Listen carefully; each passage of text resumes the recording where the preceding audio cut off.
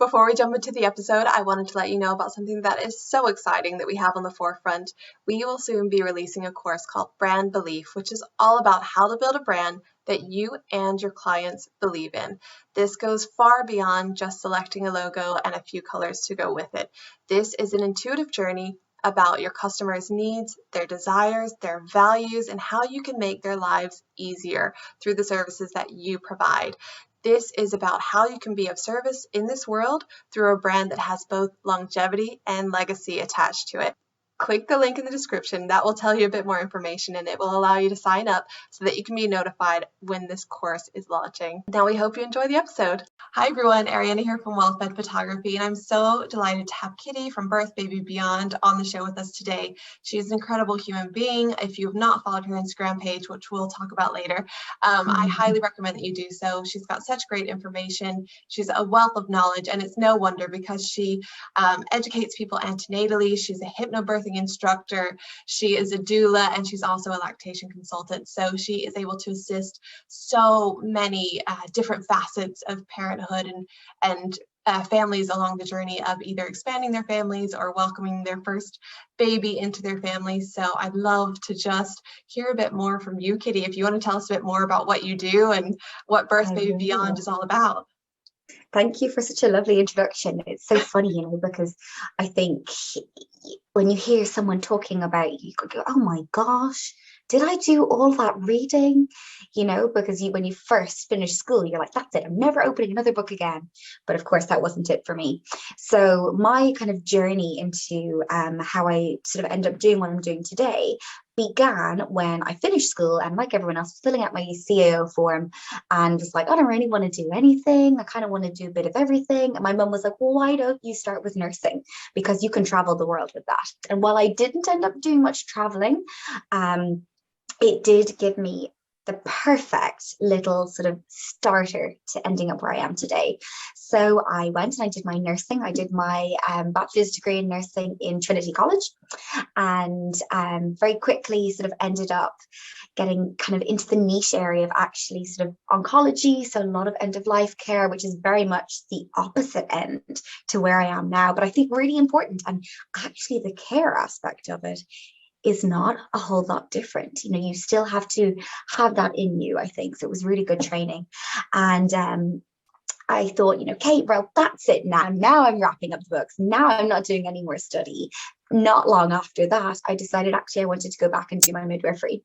So I went from Trinity to UCD, and I almost completed the course. And then I realized that actually that's not where I want to be. I didn't really, the idea of that sort of medicalization of birth and being really sort of, it was interfering with what women's bodies know how to do themselves, wasn't for me. So it very quickly became apparent that actually where I needed to be was in supporting that aspect of it, and in supporting the birthing person in that journey, and in antenatal education. So I went on then after that to not only do my lactation consultancy, which is where I have kind of the bulk of my work now. So seeing breastfeeding and chest feeding families both antenatally, so before they have their babies, so during their pregnancy, and then postnatally, so once babies actually arrived, working through kind of common breastfeeding issues as well as the more obscure and unusual ones.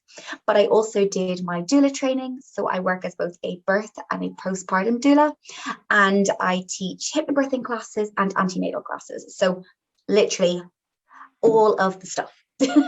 And what would you say was some of your biggest influences whenever it came to really gravitating towards the motherhood journey and like you said, birthing and women being capable of birthing?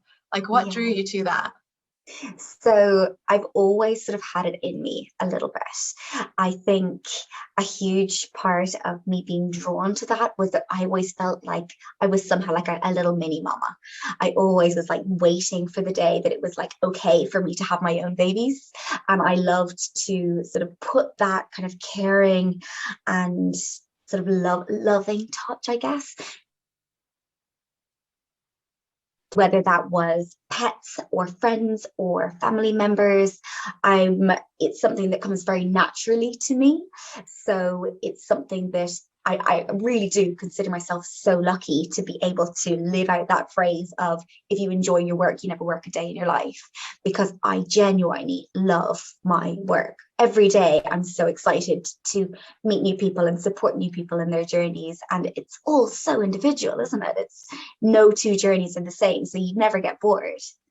I was actually going to ask you if, I know that you recently celebrated the birthday of your little boy. So did becoming a mother yourself, like, were there certain expectations that you had as to what it would be like? Did you find it to be different than that? And how has that influenced how you care for people through your business and your services? Yeah, it's funny, because I do think there's a massive discrepancy between how we would like to see motherhood going and how we maybe see it from the outset versus how it actually is when you're in it. Well, I don't think mine differed drastically because I had already worked quite a long sort of period of time in that area before becoming a mother myself. I do think that social media is so dangerous. It and it's something I'm so aware of, so acutely aware of. It only ever shows these perfectly snuggled up little babies who are, sort of put down, sort of drowsy, but not asleep, into their cots, off they go. And I think it was something I had almost like this eagerness to break that stigma because,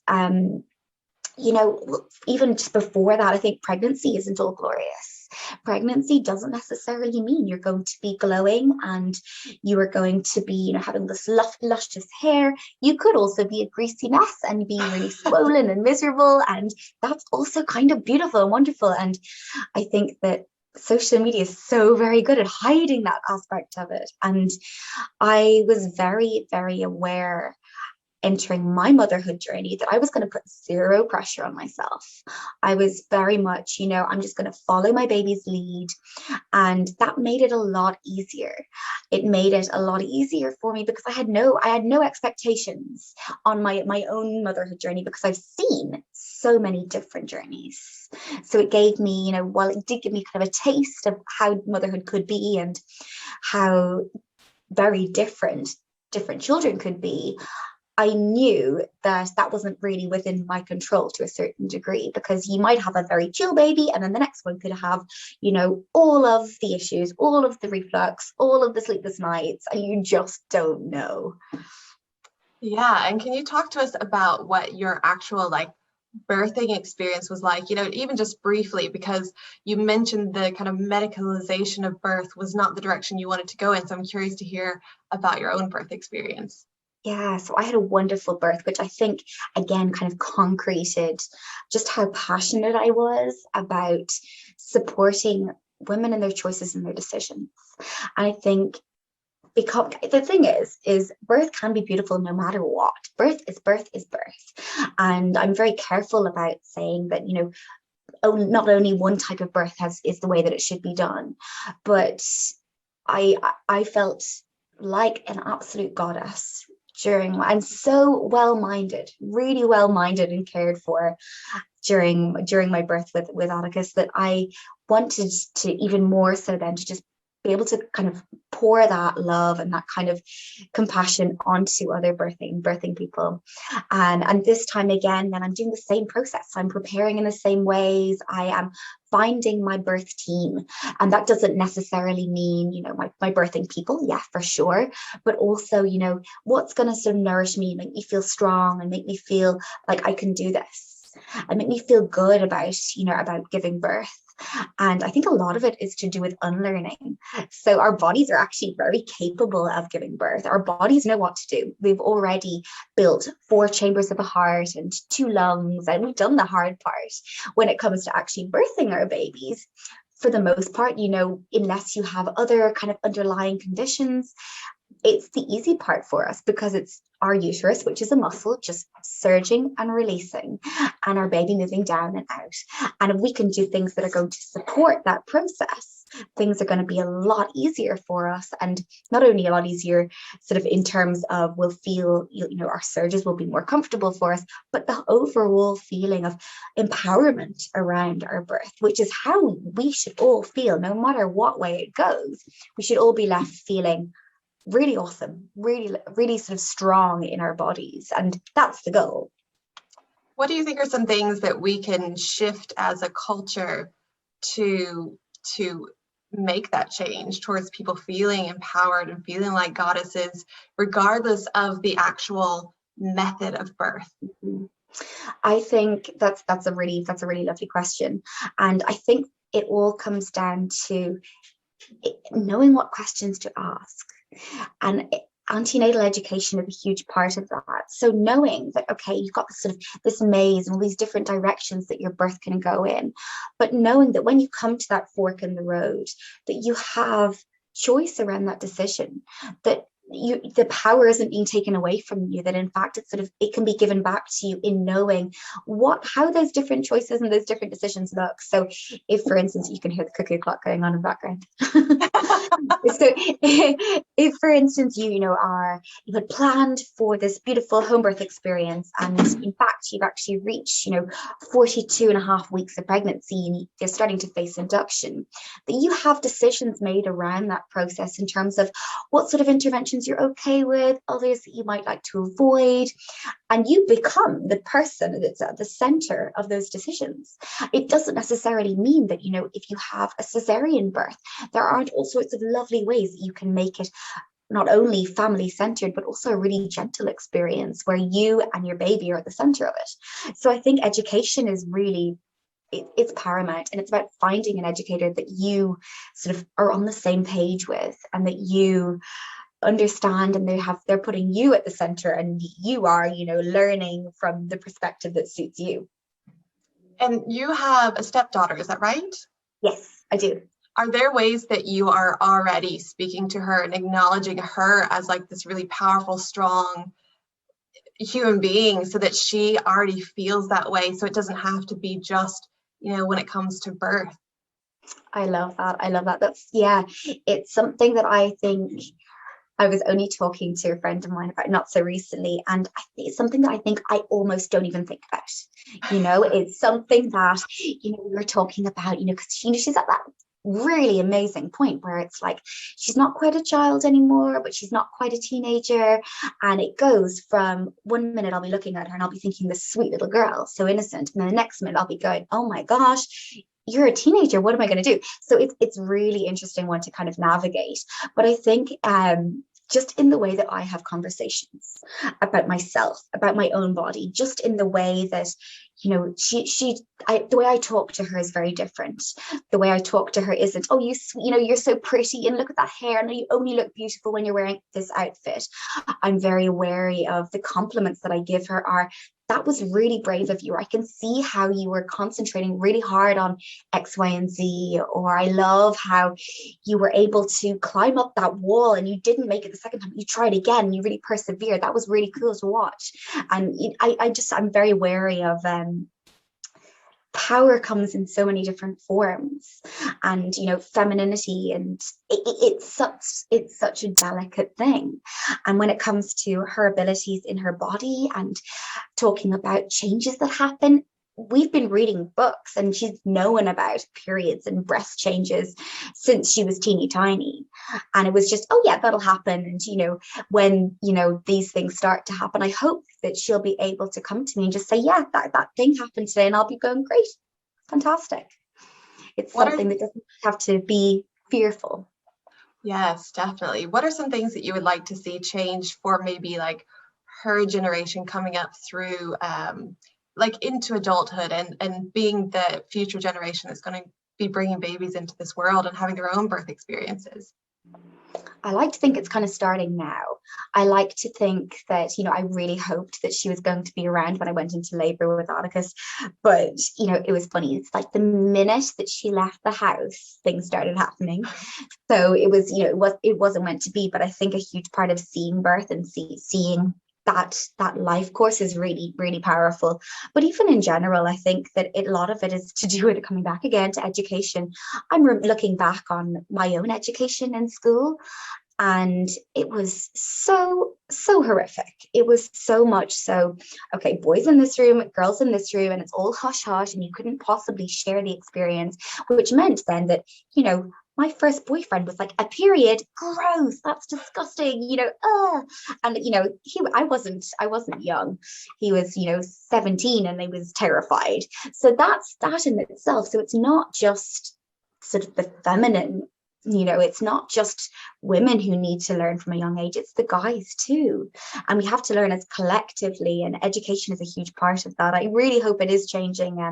A friend of mine's doing a course at the moment on that specific topic and how we can teach it in schools. And I do think that there's a lot of that is coming from sort of the Catholicism in Ireland, and we've got a long way to go. But education, and the more we know, the less we fear in everything in life. So if it becomes something that we talk about from a young age, that we just go, oh yeah, that's totally cool. Yeah, I expect that will happen at one point or another. I know how that looks. It becomes a less scary thing. I can only imagine that, particularly as a young woman, having the onset of her cycle for the first time, if you didn't know what that was and what to expect and what that might look like, it could just be the most scary, traumatic experience. So I'm very passionate about, talking about these things from a really early age. So there isn't that time where you have to sit down and have the talk, because that talk has been happening for a very long time. Yes, I remember my mom telling me not even about her period, it had nothing to do with that, but even giving birth and, the bleeding period after giving birth, she had no idea until she actually gave birth. And, even just opening up discussions around things like that so that we can normalize and let people know like what these different transitions look like, so that they can be empowered, they can be informed. And so I'd like to ask you, actually, we've spoken a bit about parenthood, but what are some of your favorite ways to be of service to your clients? What are some favorite ways that you empower them to be really educated and knowledgeable when it comes to their own experiences? That is a huge question. Oh my goodness. I suppose the biggest thing that I like to see is, both in my lactation work and in my birth work, is about giving the power back to them. So whether that be actually how I would run the majority of my consultations, with a very much hands-off approach and sort of gentle guidance and support, and then watching a mum latch her own baby on herself and go, I'm doing it. And you go, yeah, I didn't even touch you. You did it all by yourself.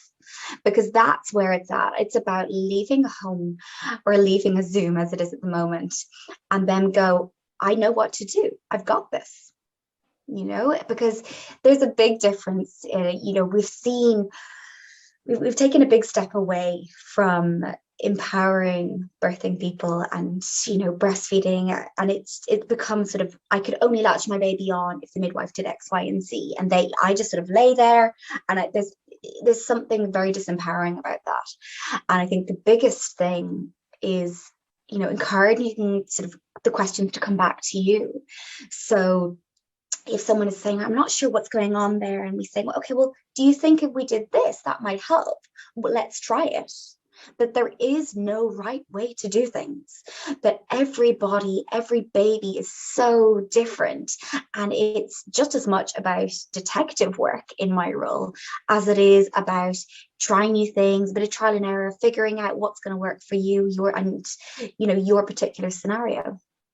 Do you think that we have room to be more patient with ourselves when we are learning new things, or when we are like doing something like establishing breastfeeding, and we just have this expectation that we're supposed to get it right straight away?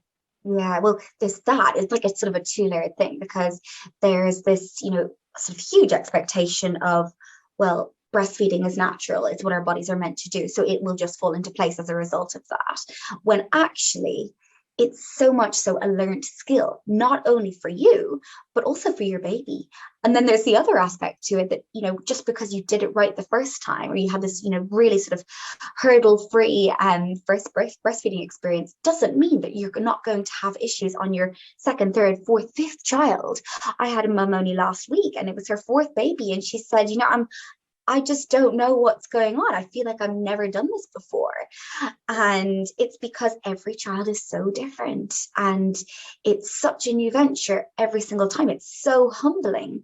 And in a world where we, have sort of instantaneous gratification for pretty much everything we do, particularly since moving online, you can have something in your cart and have it bought in 10 seconds. You can access a course to learn certain information at the click of a button. So for us to have to just sit and be and figure it out and refigure it out every time your baby's hungry again is huge. And even just the physical sense of slowing down is massive. It's just massive. And it's actually one of my favorite things about breastfeeding, because it sort of forces you to take a breath. Yes, me too. In fact, I've loved it for that reason. I've fed both of my children, my son until 2.5, and my daughter, she's now 19 months. So and they've both been very straightforward journeys, but both very different, just the same, So it So is interesting. amazing. Their own personalities definitely have played into that. And my transition from being a first-time mom to a second-time mom has played into that as well. So it's funny how even my own identity shifting and changing around motherhood changed things with the breastfeeding too. Yeah, because it's a dyad, because there's two of you in it. Yes. It's not just, oh yeah, well, this baby won't do X, Y, and Z. It's well, what are you doing in that? How are you sort of moving and working with each other? What are some things, like for someone who maybe doesn't understand what a lactation consultant does? Maybe they think it's just about establishing breastfeeding. Can you dispel that and really tell people the range of services that you're able to assist them with? This is so interesting. So I was actually talking about this relatively recently on an IGTV that I did with a friend. And the thing is there is so much focus put on establishing breastfeeding. And what happens when you've gotten things, kind of off the ground is people go, okay, cool, she's got it now. And people don't talk about the other things that happen during your breastfeeding journey. So as a lactation consultant, some of the things that I would see on a fairly regular basis, so within the last month, I have supported several mothers in actually gently weaning their babies. So that's also something that fits in a lactation consultant's role. I've helped mothers work through milk blebs. I've helped them work through mastitis, thrush, blocked ducts. I've helped them work through pregnancy and breastfeeding is a sort of a new one that people are coming to me with, because that's what I'm doing. And so it's all of a sudden on the radar. People are like, oh my gosh, this is okay. So medications and breastfeeding, helping work through different life phases, helping to work through regular night wakings and breastfeeding. I come at things from a very gentle perspective. So both in the way that I parent, but also in the way that I work. So a huge part of being a lactation consultant is, if you're hiring one, is to find the person who vibes with you. So to make sure that, you are coming to the person who's best going to be able to support you in the way that you need to be supported. But weaning, so sort of starting solids and how that looks with the breastfeeding, going back to work, there's a whole host of, it's just, never mind the complications that come up with breastfeeding in terms of tongue ties, in terms of a baby who is maybe not gaining weight the way that we would like to see them along that kind of growth curve. So they would be all different ways so that we would assist you. But again, coming back to the detective work, so you might come to us saying, I think something's wrong. I'm not really entirely sure what it is. And it's up to us to figure out if it is actually reflux, or if maybe there is some sort of oral tethering there, or maybe it's a positional thing. Maybe it's latch. Maybe your baby's actually that lovely seal is being broken and wind is getting in, and that's what's causing them to be unsettled. So from oversupply to undersupply and everything in between, that is what we do. I love that. One of the things that I'm so passionate about is for people to see that range of experiences when it comes to breastfeeding, because so often, whether it's an ad campaign or, in fact, I feel like a lot of people see breastfeeding through formula ads. If I'm being completely honest, you see a photo of a breastfeeding mother and it's all about things like follow-on milk, and things like that, which are even down not, to the position. It's yes, interesting, isn't it? That's the first position pretty much every mum I see adopts. And actually, it's a position that I would say, yeah, cool, once they're like 3 or 4 months old, but like not now. yes.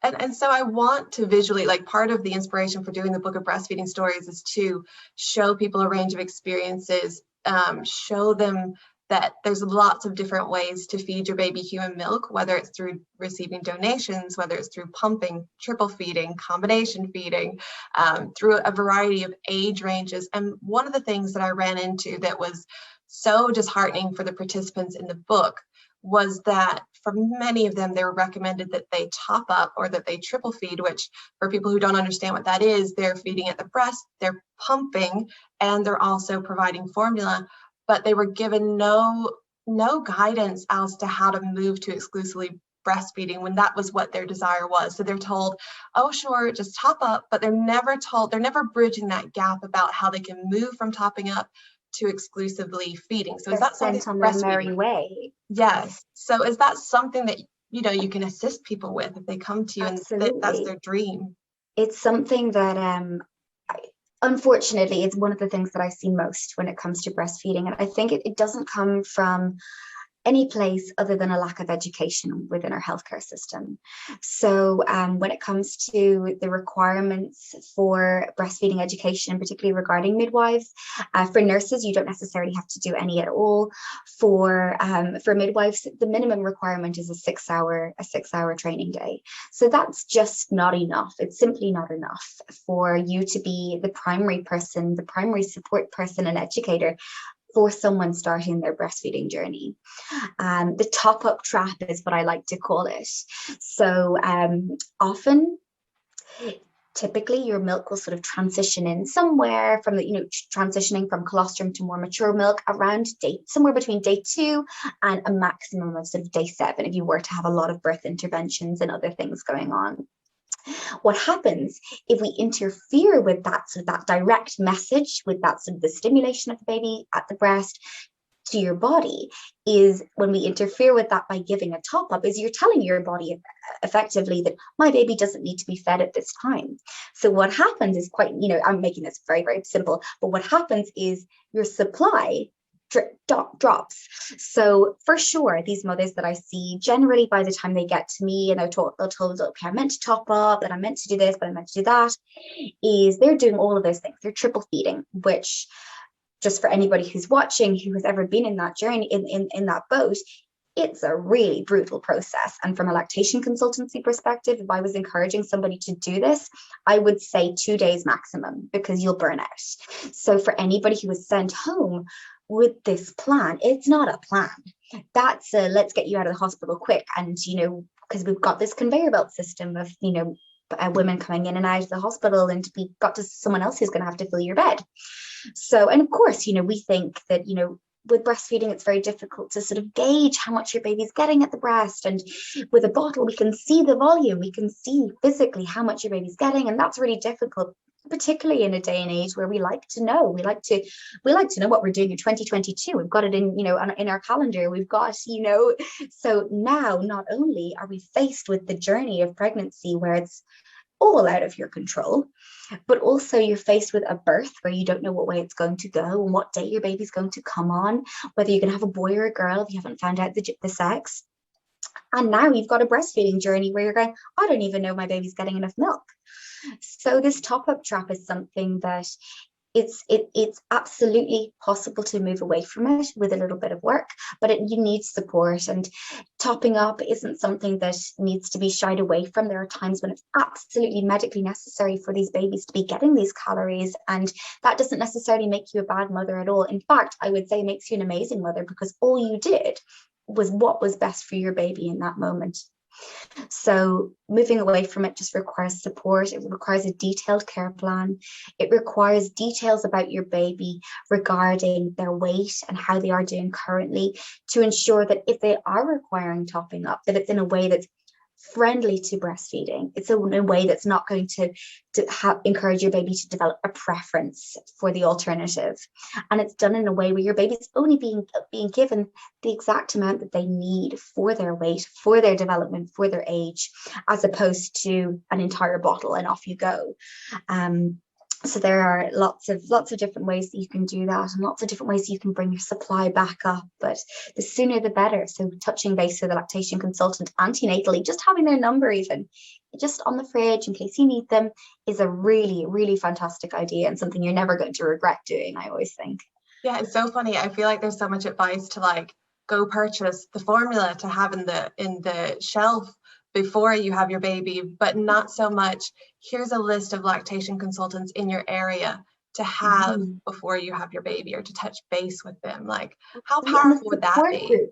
For the support groups, oh my goodness, just knowing, okay, I have, a bunch of like-minded women who are also in the same boat, and I have, the Friends of Breastfeeding, I have the Lesh League, and these are all, they're all doing their online meetups at the moment. They haven't just disappeared. The support is still there. Yes, it looks different. Yes, it's not the same as being able to sort of, see somebody in person, but we will get there, and the support is still just as strong as ever. These WhatsApp groups, I'm part of way too many, I don't know about you, and they're going all the time, and it's so wonderful to see, because that's peer support.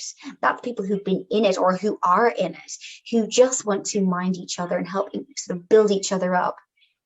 Won't it be so amazing when our medical system can somehow like start to mirror that a bit, as in to be able to have adequate supports, so that there is that, the professional support is wonderful to have, the peer-to-peer support, but I think it'd be so amazing to have things like enough lactation consultants to be able to get around to see people who need it, or to have lactation consultants that work on the weekend for someone who gives birth on a Friday but is planning to leave on a Monday. Like, all of those things just seem like they would be such basic, amazing things to have. Yeah, it's funny because as well as, working sort of within the birth world and within the breastfeeding world, I would consider myself quite a birth advocate and quite an advocate for all of these changes. And one of the big things that was meant to come about was the maternity strategy. And a lot of that came as sort of under that umbrella. So it's something we're still striving for. And in fact, I would even go as far as to say we've gone backwards a bit since the pandemic hit, because a lot of the roles where lactation consultants had been placed have actually been pulled back onto the wards to work in other places. So look, we will get there, but it's just a case of, continuing to sort of strive for that. And certainly there are places for voluntary support where they're really acting as almost like a stopgap for these different roles. What would you like to see maybe changed for the better when it comes to breastfeeding supports in Ireland, or even the culture? Maybe not even necessarily with the supports, but just culturally, how it's seen and viewed. Oh my goodness. I think there's a lot that needs to change. I think normalizing it from the get-go is a massive part of that. And that comes down to, things like your book, seeing how it really looks. And, I think a lot of that will just happen naturally, that kind of progression towards, oh, there's a mum just feeding her baby in Insomnia Cafe or whatever. But at the moment, it's all got kind of come back behind doors again. So I'm just dying to start, having these groups, having, feeding our babies out and about, and being able to sort of normalize that, being able to have, feel those. It's a really difficult one, because with formula there's a lot of money behind it. There's a sort of an incentive there, there's a financial gain to be had, whereas breastfeeding is free. So it's always going to have that competition. So I think it's going to be a case of, from a cultural perspective, moving that forward. And I think I'm seeing more and more, particularly this year, I've become increasingly busy, and I'm thinking, okay, maybe COVID is kind of doing something really positive here. Maybe we need to sort of, battle down the hatchets a little bit and just become a little bit more sort of private about things before we can become a little bit more confident again. And this generation of mothers who are at home feeding their babies, their older children are watching, they're seeing, okay, cool, that's how it looks. And I was only talking to my mum not so recently, and I was saying, how was it for you? And she was saying, well, it was just assumed that that was what we do. It was just assumed because that's what I saw. That's what we saw growing up. That's what we saw our friends' mums doing. And when it came to me having my babies, I didn't even think twice about feeding you any other way. And that's what we want. That's what we want to get back to. And it's going to be quite a journey. I think it'll be very interesting to see how it all unfolds as we kind of all creep out from our cocoons after all of this. You've touched on another reason why I had such a strong desire to do the book was because I grew up knowing that that was very normal for my family. Like my grandmother would have fed all 6 of her children and done natural term feeding with her children. And like my aunts, my mom would have fed my brother till he was like 2. And it was very normal within my family unit. So when it came time for me to be a mother, it was quite an easy decision for me. I just didn't, like you said, didn't think, she didn't think twice. I didn't really think twice about it. I just thought I was going to breastfeed. I didn't For sure, put a yeah. whole lot of but I also, in the same vein, didn't doubt that it would happen easily for me. And I know sometimes people just assume it will happen easily and it doesn't. For me, there weren't really any doubts playing out in my mind because I hadn't been fed those doubts from a family kind of a generational aspect. That's also, it's funny because I think you could have taken that and gone, well, maybe I should have been more prepared, because sometimes it doesn't work out. But actually, I think it's kind of wonderful to approach it in that sense, because I'm going to do this. This is how it's going to work. I have yet to come across a client where, against what they wanted, they haven't been able to breastfeed. There is always a way to feed your baby at the breast if that's what you want to do. So actually, that perseverance and that kind of confidence in your own ability isn't necessarily something that's going to be used in a bad way. I think there has to always be a little bit of flexibility in so much as we're going to find a way. But I don't think that, I don't think it's healthy or sort of beneficial for us to expect that it's not going to go to plan, because that's where we end up with, that paired with maybe a sort of a slight even lack of education. For instance, not knowing about that sort of that night 2 where your baby just wants to be feeding all night long, and that being mistaken for I just don't have enough milk. Oh my gosh, everything's gone pear-shaped now. And, we had that bottle of formula in the back. Let's use it. And now you've gone down this, so this slope and this sort of top-up trap maybe. So it's I think that actually that was exactly as you should have been approaching it. Well, I'm so thankful for how easy it was made for me. And that's, again, it was such a gift that I had that ease that I just want to be able to pass it on to more people. Let's talk about, you mentioned it earlier, you used the term chest feeding, and that's a term that is not widely known by a lot of people. So can you explain what that encompasses for people who haven't heard it before? So it can look very different. I say breastfeeding majority of the time, because I do, to a certain degree, I'm still kind of quarreling with the use of that term, because from a personal perspective, I do think that men do also carry tissue at the breast or at the chest area, simply because my husband actually had to go for a mammogram, and he was in that scenario, and they were looking at his breast tissue. So for me, I do think, kind of clinical perspective, in terms of terminology, I'm very holistic. I'm very open in terms of supporting everybody, no matter how they look, no matter how their family looks. Chest feeding as a term simply puts people into a perspective in terms of the support looks different.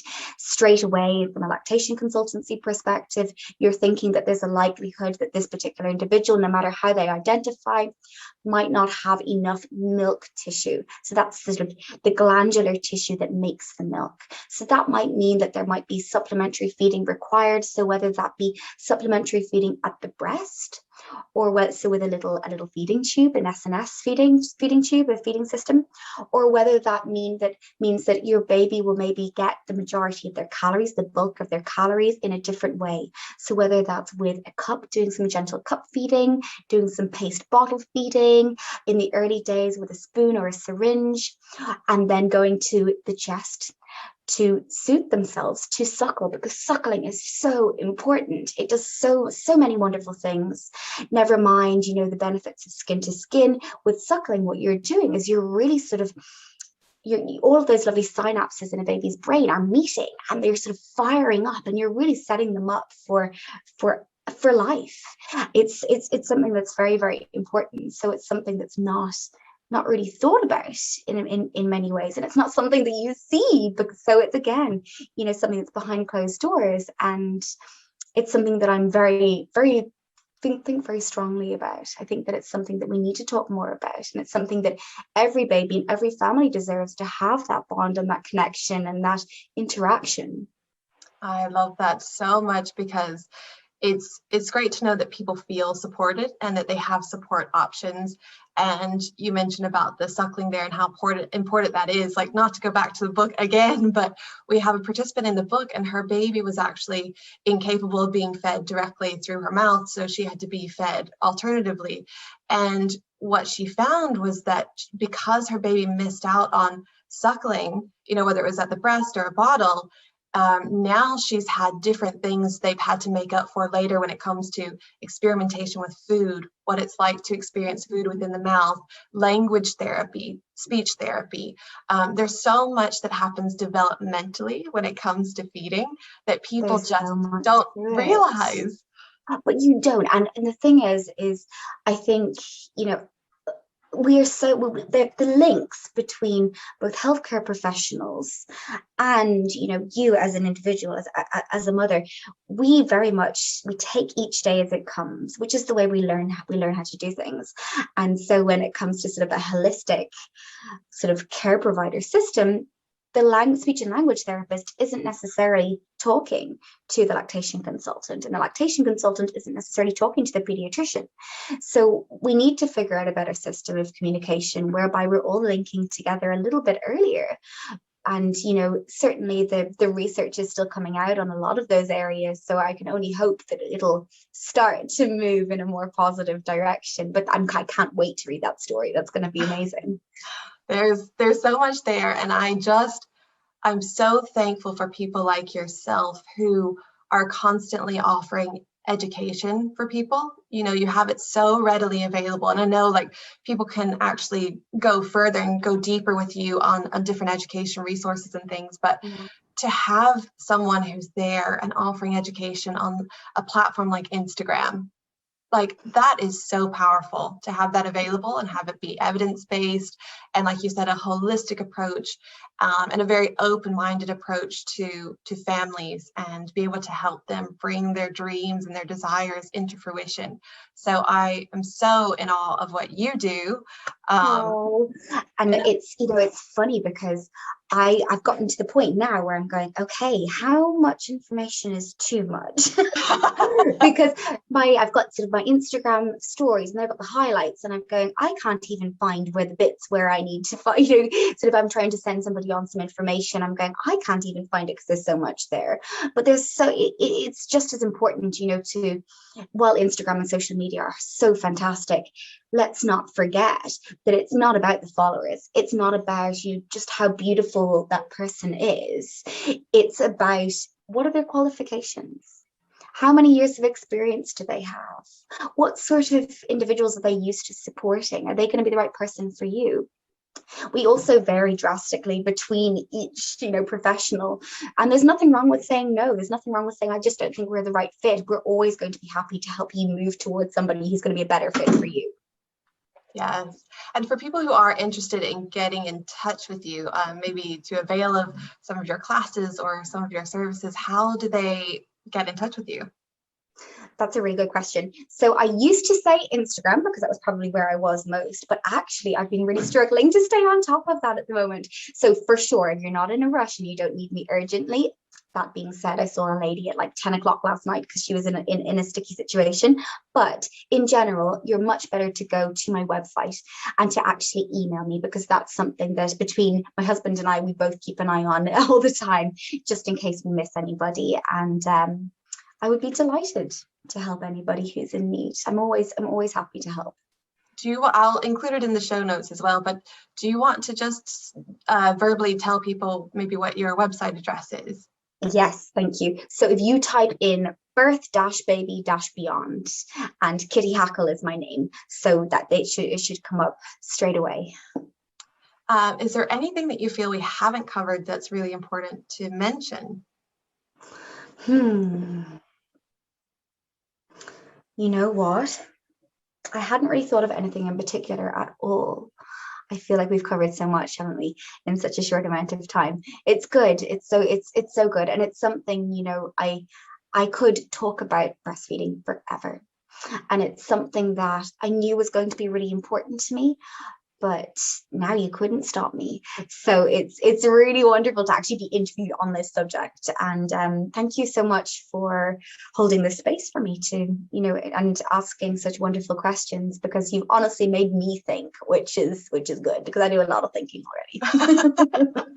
Well, I've got actually 2 questions left for you before we go. Great. One is, breastfeeding can be such a triggering and emotive subject for a lot of people, whether they've actually experienced it or maybe they've experienced it and it didn't work out the way that they'd hoped it would work out.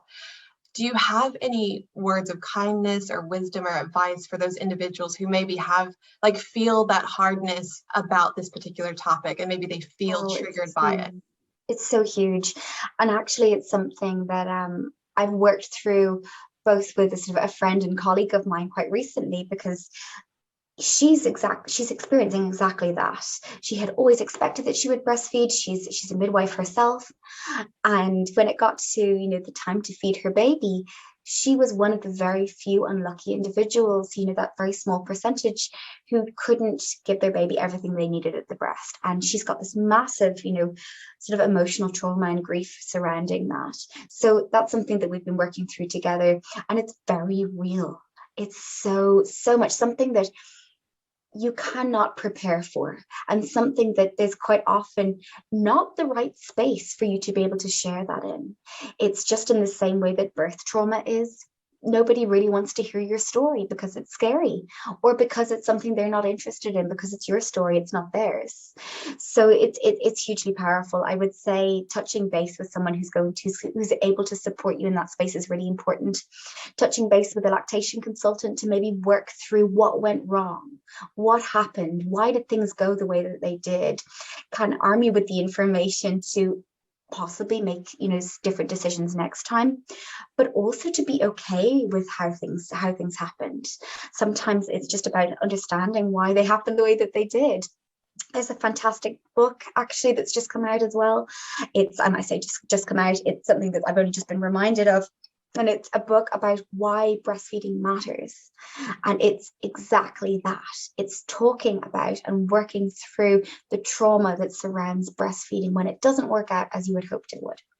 Yes, I've read across that book too, and I haven't read it yet, but I know I might actually just link it in the comments to this video so that people can find it easily. And again, fantastic evidence-based source, and it's got a kind of a nice little bit of guidance towards the end as well, in terms of where you can go for further support if you need it.